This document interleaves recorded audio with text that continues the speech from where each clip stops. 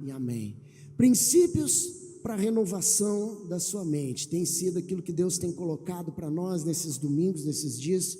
Essa é a terceira ministração sobre esse assunto hoje. O nosso tema de hoje é reconhecendo os ataques espirituais. Olha para o seu irmão e diga para ele: nunca mais você vai levar pancada por detrás sem ver quem foi que te atingiu. Quem diz amém? Quem está a fim de dar um basta nessa coisa? Está tudo indo bem, parece que agora, de repente, aquele golpe, de repente, aquela pancada, de repente, aquele assédio maligno, aquele ataque, está tudo indo bem, você está na bênção, de repente, problemas financeiros, de repente, problemas conjugais, problemas com família, perseguições, maledicências, intrigas, sua mente completamente abalada, de repente, você está uma bênção. Gente, é incrível de ver os dias de hoje, como que está pessoas que são verdadeiros heróis, mulheres que são verdadeiras heroínas, que estão no âmbito da batalha. As pessoas olham aquela pessoa, admiram aquela pessoa, falam: meu Deus, que fé. Às vezes você diz: meu Deus, que modelo para ser seguido, né? Que exemplo. De repente, que unção, que graça na vida dessa pessoa. Do dia para a noite acontece um negócio, vem uma notícia ruim para você, você ficou sabendo: fulano pecou, fulano caiu, fulano entregou tudo, fulano desistiu, fulano já não acredita mais nada naquilo que ele mesmo pregava. É complicado ou não é, gente? A pessoa estável, benção, 10 anos na igreja, 15 anos na igreja, firme, fiel, de repente, 2 semanas, 3 semanas, o líder liga, o pastor liga, o bispo liga: querido, cadê você, pai? Sentindo tua falta, o que está acontecendo? A gente precisa conversar. Conversar o quê? Não, bispo, eu amo a Sara, eu amo vocês, amo, mas estou indo embora. Aí fica todo mundo: bispo, cadê fulano? Pois é, querido, fulano não está mais conosco. Está onde? Foi aí buscar a sua vida, né? Peraí, mas como? Aquela pessoa, o senhor tem certeza? Tenho. O que eu posso te dizer? Por que essas coisas acontecem, gente? Olha para o seu vizinho: tem coisas que são muito mais do que pensamentos e emoções. Tem batalhas espirituais. Lembra semana passada? Campo de batalha na mente. Sabe qual que é o lugar favorito para o inimigo atirar os seus dardos? Na mente. Tem gente que pensa que vai aparecer um demônio vestido com aquela capa escura, fazendo cara feia, rabo, chifre vermelho, cheirando enxofre. Satanás não age assim não, querido. Satanás não age assim não. Tenho certeza que você não é muito chegado, não gostaria muito de ficar encontrando com cobra no meio do mato, certo? Mas vamos ser sinceros, é um animal bonito, né? Você já viu uma sucuri, uma piton, né? Uma jiboia, que animais lindos, né? Fenomenais, que cores vibrantes, aquelas cores, aqueles mosaicos, né? Aqueles arabescos que tem no desenho do corpo daquele animal. E no jardim do Éden tudo era muito tranquilo, não havia inimizade entre homens e animais, era muito tranquilo. Adão cruzar com uma serpente era a coisa mais normal do mundo, não havia intriga entre o homem e os animais. Eu até consigo entender o acesso fácil que a serpente teve com Eva, porque não é esse medo comum nosso, né? Medo do leão, medo da onça pintada, medo da sucuri, da cascavel. Não havia aí do escorpião, não tinha essas coisas. Era tranquilo, tudo era tranquilo, era pacífico no Éden. Só que aquela serpente foi a maneira que o diabo escolheu. Falou: se eu for dessa forma, eu não vou repelir, eu vou atrair. Ainda mais o bicho chegando lá, né? Conversinha mole, aquela coisa toda. Vamos conversar, né? Chega: oi, tudo bom? Dando bobeira aí hoje, Eva? Tô aí. Miga, sua louca, eu tenho um bafão para te contar. Pronto, pegou. Já era, caiu. Pegou. E o Adão ali só atrás da moita, bafão, né? Eu não sou muito disso, mas vamos ver qual é que é. Ficou escondidinho, não fez nada. Já era. Onde é que foi que a serpente, que a Bíblia não diz que serpente era essa, mas a gente sabe quem estava por detrás dela, onde é que foi que ela inoculou o seu veneno? A serpente porventura constritou o corpo da Eva e aplicou a presa, inoculou veneno para matá-la? Não, ela só precisou de uma coisa: dardo inflamado na mente. Mente desprotegida, crente vulnerável. Mente desprotegida, pessoa vulnerável. Uma mente vulnerável é o maior perigo que um ser humano pode sofrer. Esse é o perigo. Efésios capítulo 6, versículo 12. Efésios 6, verso 12. Porque a nossa luta não é contra o sangue e a carne, e sim contra os principados e potestades, contra os dominadores desse mundo tenebroso, contra as forças espirituais da maldade nas regiões celestiais. Fala comigo: principados, potestades, dominadores, forças espirituais. Olha só, o exército maligno é muito bem organizado, né? Eu não vou entrar no mérito agora do entendimento profundo, porque o objetivo hoje não é esse, tá? Tem uma situação, um detalhe especial sobre principados. Principados não são, na verdade, entidades. Principados são origens, onde as coisas começam. Ali se estabelece uma coroa, ali se estabelece um governo. Lembra? Aquele que domina a sua mente, controla o seu futuro. Principado. Ali onde principiou-se, onde começou. Aí vem as potestades. Potestades são autoridades. Se você chamar um prefeito de potestade, você não está xingando ele. É uma palavra apropriada para quem detém poder, para quem detém cadeira, caneta. Hoje a coroa é uma caneta, né? Naquela época era um trono, um cetro. Hoje a coroa é uma caneta. É quem tem poder executivo. Assinou, fez. Quando a pessoa dá brecha, ela coloca poder de execução na mão do inimigo, através da mente dela. Então nesse verso aqui a gente tem uma das razões porque muitos cristãos permanecem presos em ciclos de pensamentos que são destrutivos para ele. Não é a falta de força de vontade, é a ausência de discernimento espiritual. Ausência de discernimento. Lembra dos dons do Espírito Santo em 1 Coríntios 12? Vocês lembram disso? Tem vários dons lá, né? Os dons espirituais. Um deles é o discernimento de espíritos. É interessante quando o apóstolo Paulo ali naquele texto fala línguas estranhas, capacidade de interpretá-las, palavra de conhecimento, palavra de sabedoria, fé, profecia e discernimento de espíritos, etc. Quando ele vai colocando e termina com 1 Coríntios 13 falando do amor ágape, né? Ele falando dos dons do Espírito Santo. Aí depois que ele fala tudo isso, ele fala: escolhei com zelo os melhores dons. Eu entendo o seguinte: quando o Espírito Santo desce sobre você, quando você é selado com o Espírito Santo, quando você aceita Jesus, você é selado com o Espírito Santo. Você já viu lá na Bíblia, né? Receberam o selo do Espírito Santo.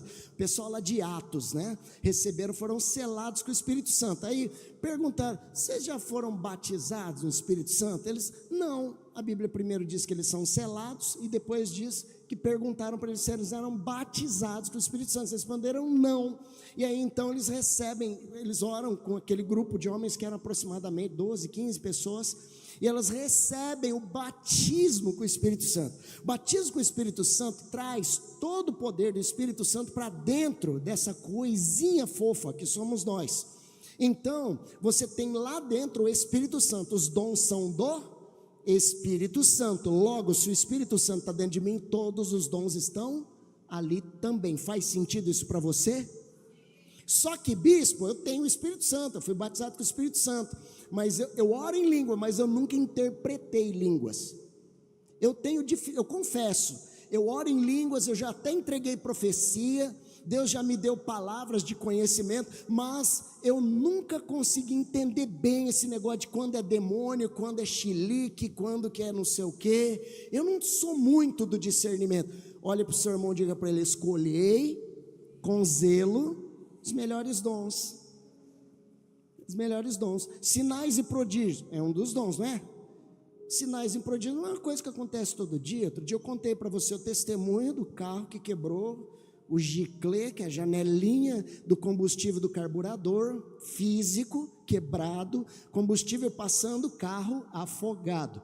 E em oração, desafiando o meu amigo, dono do carro, a crer, o carro funcionou e nós viajamos de Maringá até a porta da casa dele em Cianorte, onde o carro morre e não pega mais.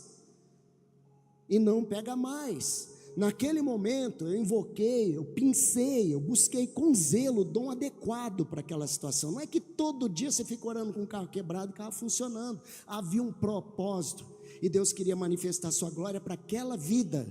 Eu podia ficar sem uma vigília na noite, eu não ia morrer por causa disso. Era um dia de vigília da igreja, de madrugada, em Floresta, eu queria muito estar lá e deu tudo certo. Só que eu podia ficar sem a vigília, agora que é japonês lá não podia ficar sem aquela experiência. Eu acho que ele deve lembrar disso até hoje, com certeza, não vai esquecer disso nunca. Ele viu o poder de Deus. Então, diga comigo, escolher com zelo os melhores dons. Sabe qual é o melhor dom para você escolher hoje? Discernimento de espíritos. Você precisa discernir o que vem do inferno, o que vem do céu, o que vem da carne e o que é circunstância da vida. 4 áreas que você precisa saber diferenciar, que vem do céu, que vem do inferno, que vem do homem, que vem da vida, porque existem essas coisas. Então é muito importante. Agora, o inimigo está fazendo o papel, a engenharia reversa. Sabe o que ele está fazendo hoje? Ele está fazendo você, humano, acreditar que isso é coisa da emoção, que isso é coisa da razão, que isso é coisa da circunstância, mas são coisas dele, onde ele está operando. O espírito do anticristo, o cetro da maldade, que está manifestando no meio da iniquidade, no meio dos homens. E aí então as pessoas estão querendo levar só para o cristão, especialmente, depois que aprendeu as questões emocionais, e elas são verdadeiras e necessárias de serem compreendidas, ele foi muito para o lado que não é demônio não, é emoção. E o diabo adora quando você confunde a operação dele com questões emocionais ou outras coisas assim. Nós precisamos ficar alerta, porque essa batalha não é para amadores, e a concorrência de fato é desleal. O inimigo não joga dentro da legalidade, ele joga na usurpação. Então nem tudo aquilo que você enfrenta é psicológico ou 100% emocional. Tem coisa que é espiritual sim, e a mente é o primeiro alvo que o inimigo quer atingir. Quando ele controla seu pensamento, ele contamina suas decisões. As suas decisões vão afetar suas emoções, que vão automaticamente estragar a sua fé e afastar você de Deus, e afastar você dos resultados do reino de Deus. Por exemplo, voltando para o Éden, ele não usou força, ele usou o quê? Narrativas, ele usou argumentos, ele usou ideias, ele levou Eva a pensar, e o pensamento de Eva fez com que ela pecasse, e aí ela faz com que Adão também venha ter o desejo de pecar. Olha aí, Deus não é verdadeiro, ele diz que quem comia morreria, e eu estou viva. E Adão falou, é verdade, ela está aí de pé, vou comer também. Quando ele morde o fruto, curto-circuito no universo. Aí ele foi entender uma coisa, pela primeira vez na vida ele sentiu uma dor de barriga. Estou brincando com a situação, mas de fato é verdade. Ali entram as enfermidades, ali entra o sistema perecível do organismo humano, ali começa a se perder qualidade de vida através dos anos, até que lá em Noé, pós-dilúvio, Deus toma uma decisão. Vou botar uma meta aqui, o ser humano chega até 120 anos, mais do que isso ele vai ficar dando trabalho aí na terra. Venha, né? Então dá para chegar até lá. Quem quer viver pleno, com saúde, inteligente, ganhando almas até 120 anos, botando demônio para correr, diga amém. Amém. Fala, Satanás, você vai ter que me aguentar até 120 anos, te botando para correr, em nome de Jesus. Quem pode dar uma salva de palmas aí? Vê se compra o livro do bispo, que você conseguir chegar lá, viu, irmão? Caminhando eu vou para Canaã, graças a Deus. Ele plantou dúvida, desconfiança contra o caráter de Deus. A forma dele agir não mudou até hoje. Ele continua assim, ele continua mentindo para nós. Ele continua tentando fazer o homem questionar e redefinir sua própria identidade, afastando ele da identidade de santo e filho de Deus, distorcendo aquilo que Deus disse, afastando as pessoas da verdade. E se ele puder, e já está acontecendo, ele vai entrar até dentro das igrejas. Já tem igreja no Brasil pregando que no final do juízo Satanás se arrepende e não é destruído, vai ser salvo. Dá para entender a cabeça de um ser humano desse, gente? Cuide muito bem com o tipo de coisa que você escuta a título de pregação na internet. Famosinhos da internet estão divulgando isso. Tome cuidado. Estão divulgando outras doutrinas perigosas, do tipo, não importa o que você faça, Cristo já morreu na cruz e você está garantido independente do seu pecado. Segura que tem coisa pior, meu irmão. Fique atento. São dias de voltarmos para a verdade mais do que nunca. E eu vou dizer uma coisa: não é discurso para quem agrada, é discurso para quem quer ser salvo, permanecer fiel até a morte, e aí então ganhar a sua coroa da vida. Ou seja, você está desenvolvendo essa salvação todos os dias, até que Deus te toque a trombeta, ou que Cristo volte buscar a sua igreja.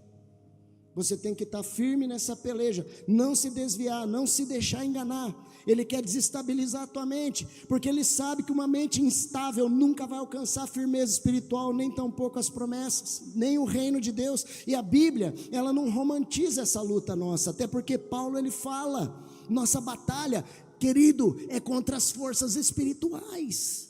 Você precisa ficar bem hoje, porque amanhã o mal vai querer se manifestar.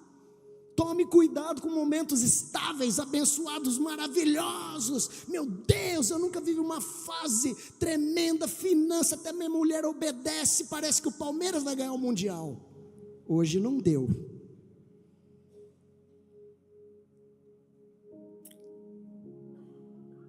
Momentos de estabilidade total, tome muito cuidado. O silêncio da pressão inimiga pode ser uma preparação de um ataque cruel, e a Bíblia diz que nós temos que andar sóbrios e vigilantes, porque o inimigo vem na surdina, ele ataca como ataca a onça, como ataca o leão. Eles não fazem barulho para atacar, eles chegam pisando manso, mais próximo possível da vítima, para daí então dar um golpe só. Da mesma forma ele age. É por isso que a Bíblia diz que ele vem como leão. Agora, nós precisamos atentar para a forma como ele tem acessado as nossas mentes. Uma ferramenta ou uma armadilha? Pergunte ao seu vizinho, é uma ferramenta ou é uma armadilha? Diga para o seu irmão, é você quem escolhe. Sabe como é que é o nome disso? Smartphone.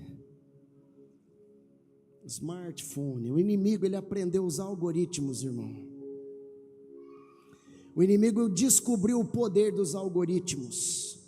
Alguém aqui já fez uma experiência? Você falou sobre um determinado desejo, e quando você abriu o seu Instagram, tinha uma propaganda sobre aquele produto ou local para viagem.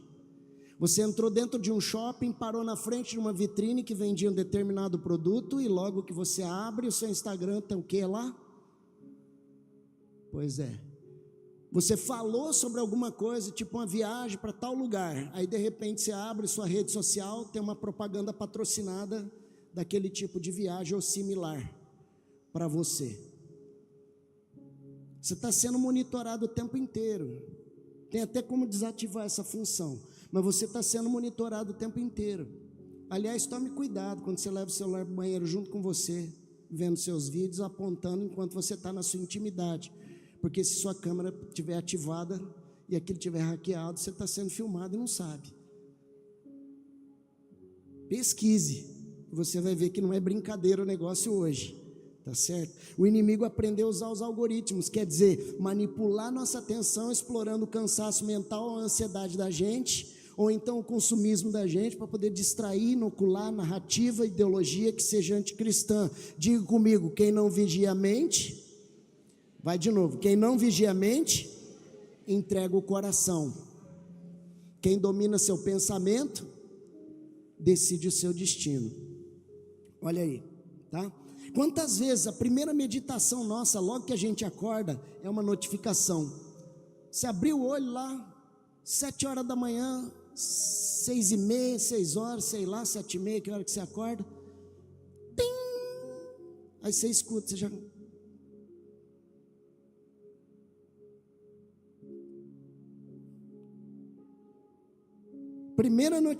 Primeira meditação da manhã é uma notificação. Às vezes nem PIN não fez, você mesmo pega já de hábito e abre. Primeira coisa que você faz é abrir seu Instagram. Aí a timeline vai dizer para você o que você deve pensar, o que você deve agir. Gente, não tem nenhum problema você pegar o celular logo de manhã. Desde que você pegue logo de manhã, já começa a procurar o quê? Ou sua Bíblia ou o devocional do dia. Se ele não chegou, vai para a Bíblia. Vai para a Bíblia. Se você não está muito apto para leitura naquela hora, sua vista está embaçada, seu cérebro está amortecido, abre seu streaming lá, o YouTube ou qualquer coisa, coloca um louvor tocando então, já que você precisa disso. Coloca um louvor tocando. O primeiro hábito tem que ser esse, buscar a presença de Deus de alguma forma, trazer a presença de Deus para você. Isso é um segredo neural, muito mais do que também tão espiritual, mas neural também. É espiritual, mas também é neural. Você está trazendo para sua mente a coisa certa, a informação certa que vai te dar esperança, tá? Então, quantas vezes a gente tem mais de rede social do que da própria palavra de Deus? Tem pessoas abençoadas que estão perdendo a sua bênção. O conteúdo que a gente consome está se transformando nos resultados que a gente produz. Aí você não tem inspiração mais para nada, motivação mais para nada, aquilo está tomando seu tempo, roubando o tempo da sua produtividade. Não que a tecnologia seja má, mas a gente tem que ter consciência quanto ao conteúdo que influencia a nossa mentalidade e atinge a nossa espiritualidade. O teólogo chamado Andy Crouch, ele escreveu o seguinte: tecnologia é um bom servo, mas é um péssimo senhor. Parafraseando até aquela coisa do dinheiro, né? O dinheiro é um bom servo, mas ele é um péssimo senhor. Ele pega e parafraseia dizendo: tecnologia é um bom servo nas nossas mãos, para o reino de Deus, para nosso trabalho, para essas coisas, são até para o nosso entretenimento, dependendo de como for, é maravilhoso. Mas se você cair na teia dos algoritmos, lascou, meu irmão, tá? Diga comigo, a mente é campo de batalha espiritual. Vamos para João capítulo 8, versículo 44. João 8, 44. Vós sois do diabo, que é vosso pai, e quereis satisfazer-lhe os desejos. Ele foi homicida desde o princípio, e jamais se firmou na verdade, porque nele não há verdade. Quando ele profere mentira, fala do que lhe é próprio, porque é mentiroso e pai diga comigo, pai da mentira. Pai da mentira. Quem dá ouvidos para as mentiras diabólicas, se torna filho do pai da mentira. Cuidado. Apocalipse capítulo 12, versículo 10. Apocalipse 12, 10. Então ouvi grande voz do céu proclamando: agora veio a salvação, o poder, o reino do nosso Deus e a autoridade do seu Cristo, pois foi expulso o acusador de nossos irmãos, o mesmo que os acusa de dia e de noite diante do nosso Deus. Diga, acusador nosso, dos nossos irmãos. João está falando de quem, gente? Quem que era irmão para João? A igreja, os crentes, os convertidos. Um acusador dos nossos irmãos, o mesmo que os acusa de dia e de noite, aquele que aprendeu a usar o algoritmo para acessar a sua mente. Satanás, ele é pai da mentira e acusador dos irmãos. Não pense que ele está quietinho lá na dele, você está na bolha e está tudo certo. Ele está ali aprontando. Efésios capítulo 6, versículo 16. Embraçando sempre o escudo da fé. Quem tem fé aí, diga amém. Diga, eu não negocio a minha fé. Diga, a fé faz assim, ó, é o meu escudo que me guarda. Embraçando o escudo da fé, com o qual podereis apagar todos os dardos inflamados do inimigo. Agora eu te pergunto, que dardo é esse? Quem conhece dardo? Quem conhece? Dardo. Imagina o diabo com um monte de flechinha manual daquela, assim, só olhando, mais para cá, não, nem precisa, com essa cabeçona eu acerto, cabeção, olha lá, dá pontinha, molha no querosene, acende, nem precisa, ele faz assim, já sai fogo, né? Já vai lançar. Onde é que você acha que ele faz isso? Você acha que esse dardo inflamado vai aonde? Esse dardo inflamado vai no teu aqui na barriga? Não, ele mira aonde? Na central de comando. É ali que ele ataca, com suas narrativas, com seus pensamentos, atirando seus dardos. Ele não se ocupa em entrar no seu pensamento, ele se ocupa em acertar os dardos inflamados lá, quer dizer, as narrativas, as distorções, as incredulidades, as influências más, para os maus comportamentos que afastam você do Senhor e da verdade. Então ele lança dardos como? Primeiro, vamos lá, pega um aí, faz assim, ó. Primeiro dardo: você nunca vai ser bom o suficiente, seja sempre alguém mediano, abaixo da linha. Segundo dardo, vamos lá, comigo, vai lá, né? Deus não se importa com você. Olha teus irmãos como prospera, você nunca prospera. Todo mundo sobe lá, dá testemunho, você só tem testemunho. Você não tem testemunho, você só tem tragédia. Veja, você é o patinho feio da galera, Deus não esqueceu de você, né? Mais um, vamos lá, né? Você é o único que não consegue mudar. Esqueça, todo mundo muda. Bata palma para os que mudam, porque você não muda. Você vai ser sempre essa pessoa, você vai sempre cometer esse pecado, você vai sempre ter essa fraqueza, você vai sempre, diga, está amarrado em nome de Jesus. Mais um, né, que ele diz: não adianta orar, isso aí não vai mudar. Vai jejuar 21 dias, vai passar fome à toa. Acaba os 21 dias, jejuou, está lá, perdeu 15 quilos, né? Aí vem Satanás e fala: cadê teu milagre? Terminou a corrente da terça-feira. Parabéns, você terminou as 7 das 7 correntes. Cadê teu milagre? Cadê tua família convertida? Cadê teu marido com você? Cadê teu filho fora do problema? Cadê isso? Cadê aquilo? O inimigo fica ali, ó. Ele não precisa pensar por você, ele não tem esse poder. Ele não é onisciente, ele não entra no seu pensamento, mas ele pega e sugere. Satanás não pensou para Eva e para Adão, ele fez uma proposta, e ele causou uma dúvida. Foi só o que precisava, né? Essas ideias não são apenas conjecturas, não, talvez, né? Pode ser assim. Elas são fortalezas espirituais. Olha o que a Bíblia diz em 2 Coríntios 10, 4 ao 5. 2 Coríntios 10, do 4 ao 5. Porque as armas da nossa milícia, essa guerra na mente, não são carnais, e sim poderosas em Deus para destruir fortalezas, anulando nós sofismas. Diga, destruir fortalezas e anular sofismas. Outra vez, a minha guerra na mente é destruir fortalezas e anular sofismas. Fortalezas e sofismas. Fortaleza, aquela ideia forte, aquele argumento forte, né? Aquele argumento racional forte que leva você a pensar mesmo: será? Faz sentido, né?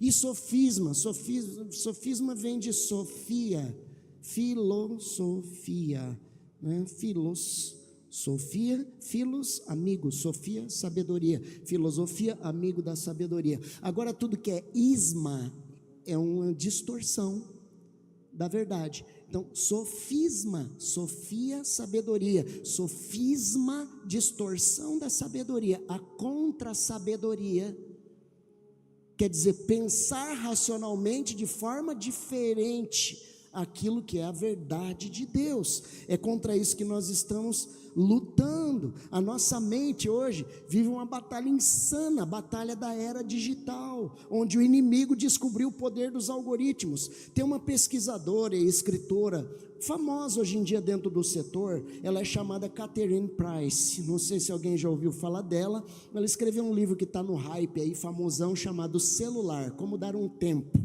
tá? Catherine Price, tem em português, você encontra isso aí nessas livrarias gourmet que tem por aí, na internet também, celular, como dar um tempo. Ali nesse livro ela faz um alerta de uma pesquisa que aponta que a gente fica em média, pasme, de 4 a 6 horas os adultos, nós ficamos de 4 a 6 horas diante de tela, tá? Eu me incluo, tá bom? E jovens livres dos compromissos de um adulto ficam de 6 a 9 horas em média diante de telas, ou seja, a gente é literalmente discipulado mais por conteúdos esparsos, soltos, sem lei, sem dono na internet, do que, por exemplo, por pastores, por líderes espirituais, ou mesmo por bons mestres da área do conhecimento científico, filosófico, etc, tá? Smartphone é o último contato antes de dormir e o primeiro ao acordar. Pode ver que o último gesto antes de dormir é pegar o celular, nem que for para armar o seu alarme. E sempre tem, eu falo que de 10 pessoas, 8 falam, deixa eu dar a última espiadinha. Dá a última espiadinha e depois dorme. Logo pela manhã, o processo é o mesmo.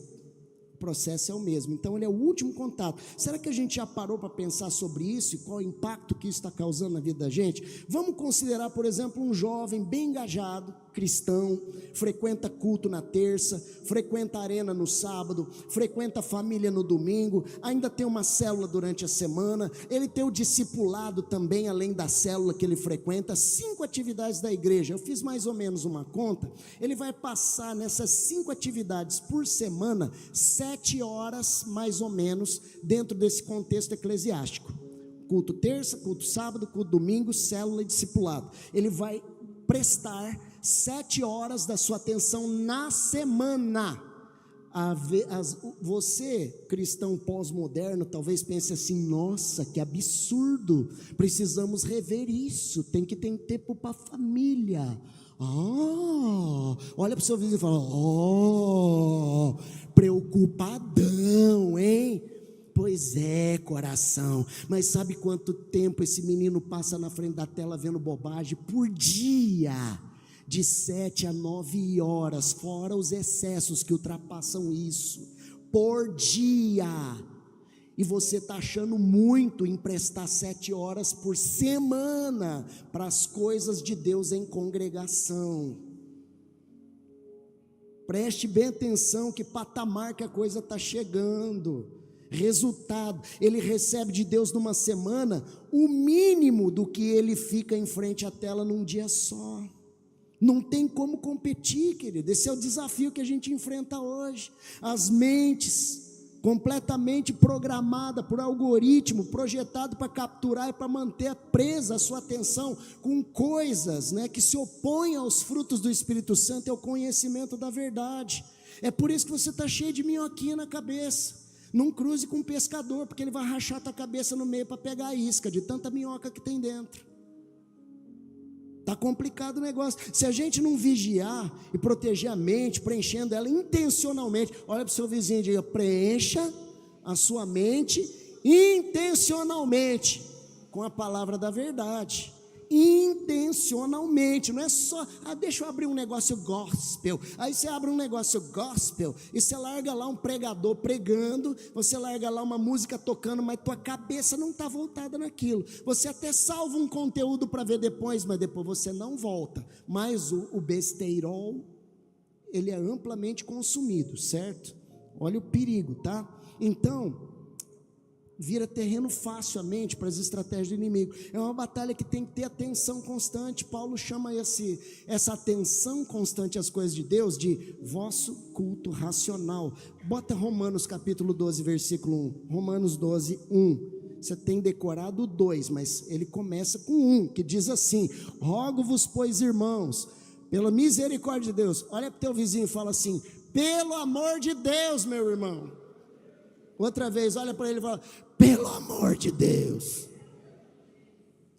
Dessa forma, ele está de forma elegante escrevendo: rogo-vos, pois, irmãos, pelas misericórdias de Deus, pelo amor de Deus, crente, apresente o vosso corpo santo, por sacrifício vivo, santo e agradável a Deus, que é o seu culto Diga: culto racional igual devoção intencional.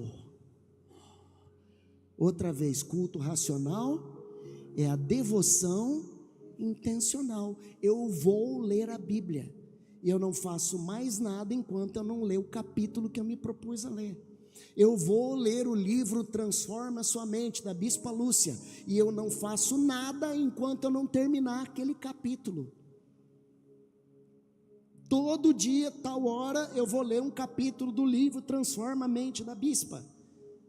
Tem 9 capítulos, vamos supor, eu nem vi quantos capítulos tem. Tem 9 capítulos, 9 dias, um capítulo por dia. Determine-se, dá até para fazer melhor até, com pouco tempo. Você pensa que não, mas dá, tá bem? Você vai absorver coisas que vão entrar para a tua mente e te ajudar. Agora, deixa eu ver se eu faço isso hoje. Eu acho que eu vou fazer isso domingo que vem. Vamos parar por aqui, senão vai ser muita informação. Eu quero te convidar a ficar de pé em nome de Jesus. Semana que vem, você não pode perder o que vai acontecer aqui. Eu vou entrar numa parte bem importante, que é como você identificar os ataques espirituais, tá?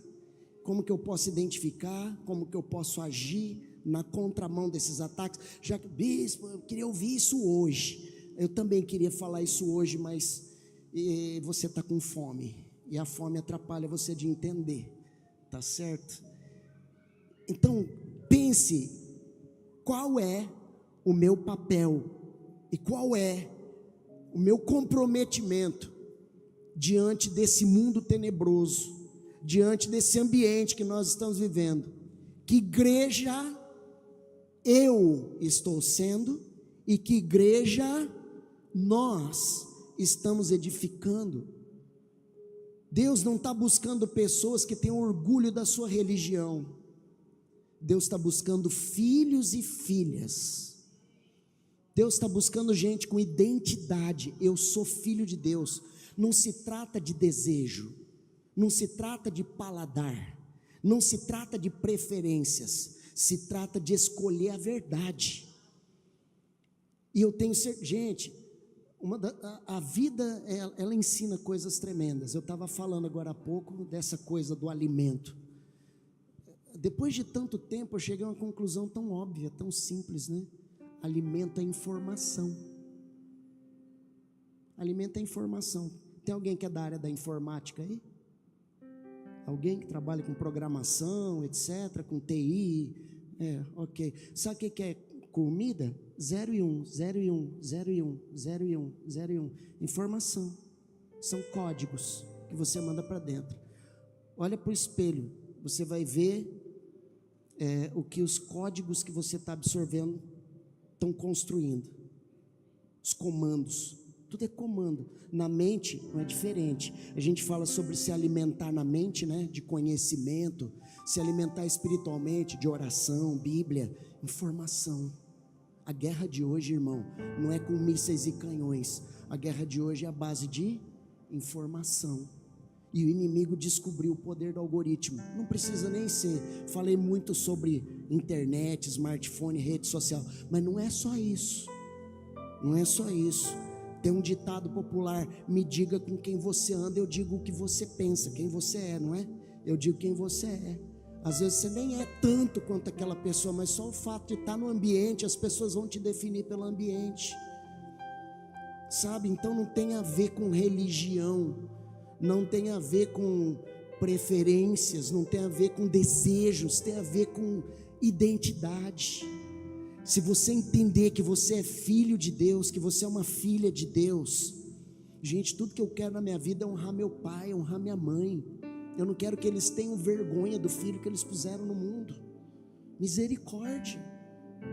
Misericórdia, eu ser a vergonha da minha família. Alguém aqui por acaso quer ser a vergonha da sua família? Eu tenho até vergonha de falar que aquele fulano é meu parente. Eu tenho certeza que talvez você tenha um parente que você tem vergonha de dizer para os outros que é teu parente. Infelizmente eu tenho parente que eu tenho vergonha de dizer que é meu parente, por causa da conduta da pessoa, não é? Então não se trata de religião, não se trata de preferência, não se trata de desejo, se trata de ser filho e filha de Deus.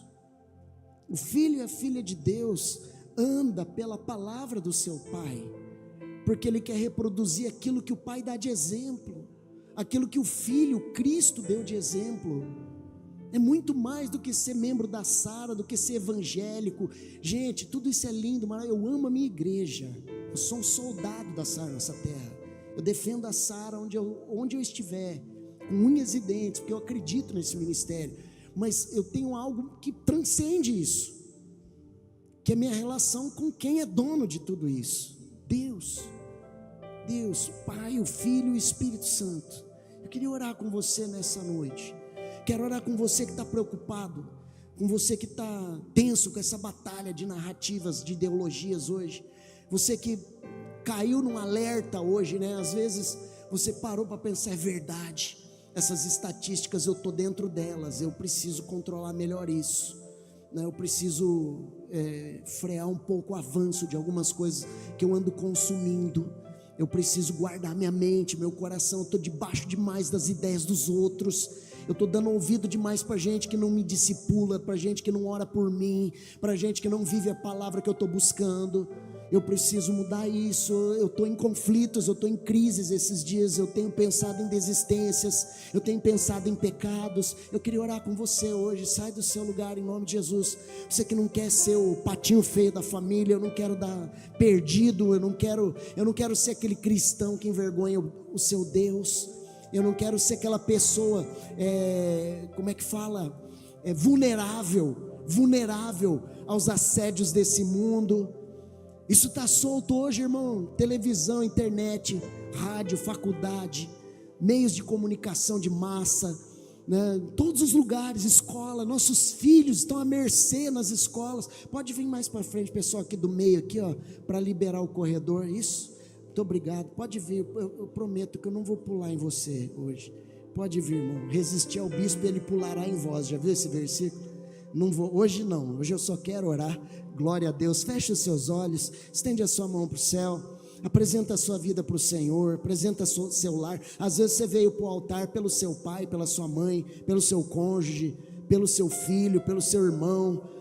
Ore por eles, se for o caso, né? Um tempo de clamor, de intercessão. Você, o que você está consumindo, irmão? O que você está consumindo?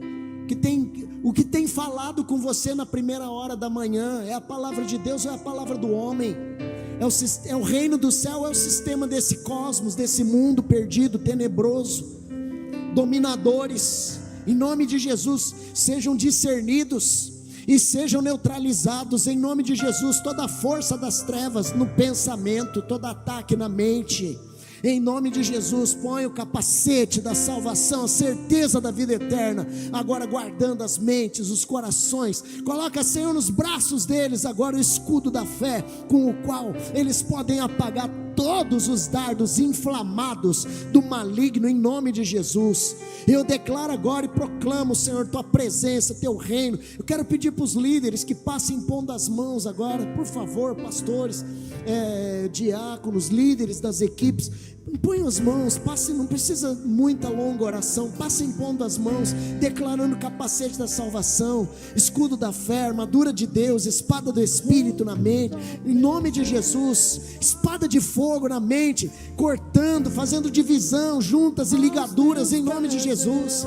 Senhor, Espírito de Deus, traz discernimento de espíritos. Eu libero hoje o dom de discernimento de espíritos, para que ninguém seja enganado, para que ninguém perca a passagem de Deus, nem seja confundido pelo diabo. Em nome de Jesus, eu trago discernimento de espíritos, para que não seja inoculado pelo veneno da ideologia dos homens, das narrativas, para que não sejam consumidos pelos golpes da vida. No nome de Jesus, Pai, levanta a tua igreja, nesses dias estabelece a tua igreja, levanta a tua noiva, Senhor, prepara a tua noiva, atavia a tua noiva, Senhor, em nome de Jesus, prepara um povo valente, um povo da palavra, em nome de Jesus Cristo. Eu declaro hoje, Pai, mentes, corações alinhadas com a tua vontade, hoje novos hábitos sendo construídos em Deus, novos hábitos gerados pelo Espírito Santo de Deus, no nome de Jesus. traz a tua unção nesse lugar. Levanta suas mãos, querido, comece a invocar o Espírito Santo sobre a sua vida, dizendo: Espírito de Deus, eu preciso do teu batismo, eu preciso do teu renovo, eu preciso das tuas águas lavando o meu entendimento, meus pensamentos. Que o sangue de Jesus deixe uma gota sobre as mentes e corações, afasta todo desejo pelos vícios, todo desejo pelas narrativas, pelas mentiras, todo desejo por filmes de terror, aristocracia. Em nome de Jesus Cristo, eu declaro hoje mentes e corações blindados pelo poder do óleo do Espírito Santo. Em nome de Jesus Cristo, uma igreja alinhada com a tua vontade, que profundamente busca, Senhor, se alimentar de ti. Logo pela manhã eu buscarei tua face, ao me deitar eu agradecerei ao Senhor. Na madrugada o Espírito Santo me guardará de todo pesadelo, de todo ataque na mente. Em nome de Jesus, durante o dia o anjo do Senhor se acampa a teu redor para te livrar de todo mal.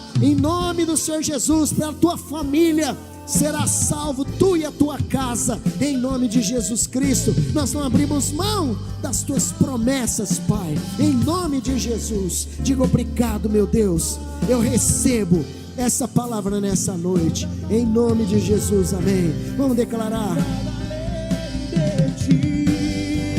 só quero a ti e nada mais, e nada mais, nada além de ti. Só quero a ti e nada mais, e nada mais, nada além de ti. E uma vez eu coloquei os meus olhos em ti, nada mais me satisfaz. Diga: e uma vez que eu coloquei os meus olhos em ti, nada mais me satisfaz. Porque só quero a ti e nada mais, e nada mais, nada além de ti. Só quero a ti e nada mais, e nada mais, nada além de ti. Graças a Deus, dê uma forte salva de palmas ao Senhor nosso Deus. Aleluia, glória a Deus. Pode voltar para o seu lugar, em nome de Jesus.